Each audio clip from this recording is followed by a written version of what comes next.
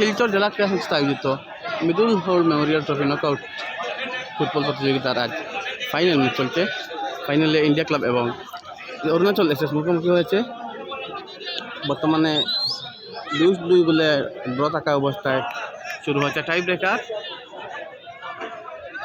ব্রেকারে উভয় দল এক সমতায়। এবার দ্বিতীয় শট ইন্ডিয়া ক্লাবের এবং গোল 2-1 গোলে এগিয়ে রয়েছে ইন্ডিয়া ক্লাব। আকাশে ফাঁকে উঠছে, আমরা আবার টাই ব্রেকার দেখতে এলাম। অরুণাচলের পক্ষে দ্বিতীয় শট দিয়ে এসেছেন তাদের 8 নম্বর জার্সি প্লেয়ার। ওভার 2-1 গোলে এগিয়ে রয়েছে ইন্ডিয়া ক্লাব। এবার তৃতীয় শট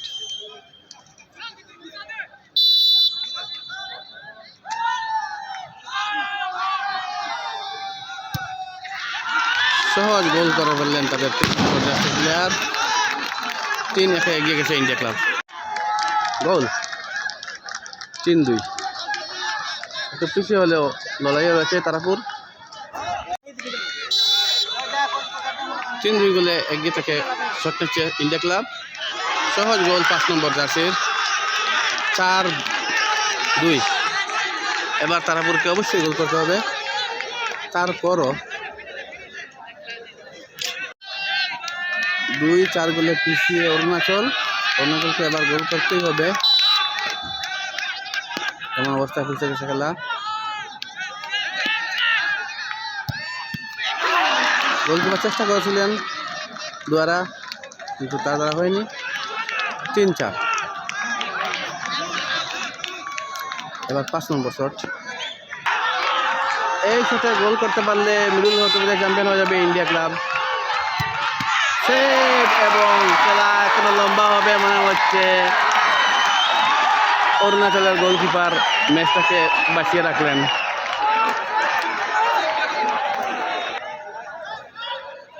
অরুণাচলের অতি গুরুত্বপূর্ণ শট, গোল এবং খেলা যাচ্ছে সাডেন ডেথে।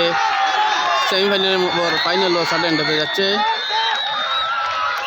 জমজমাট লড়াই হচ্ছে এবার মিডল হল মেমোরিয়াল ট্রফি নকআউট ফুটবলের। ইন্ডিয়া ক্লাবের পক্ষে প্রথম শট সাডেন ডেথে এবং বারের উপর দিয়ে চলে গেল। অ্যাডভান্টেজ অরুণাচল। শিলচরের সতীন্দ্রমোহন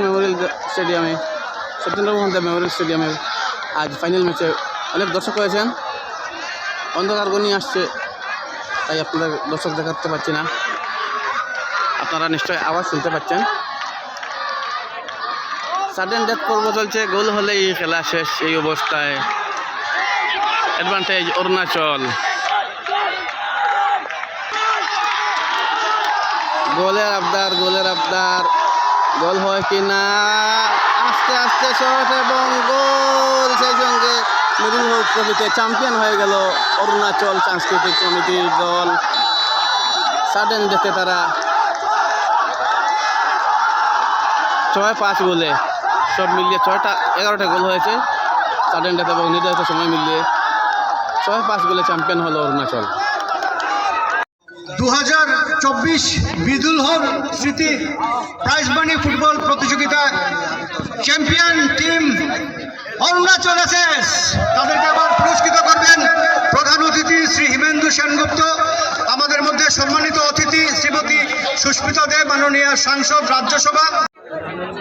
মৃদুল হল স্মৃতি ফুটবল প্রতিযোগিতার ফাইনালটা সত্যি খুব আকর্ষণীয় হয়েছে এবং নেক টু নেক ফাইট হয়েছে, যাকে বলবো আমরা।